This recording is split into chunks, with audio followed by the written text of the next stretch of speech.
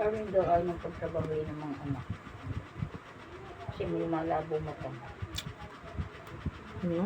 May malabo mata niya. Sino? Si Arwin.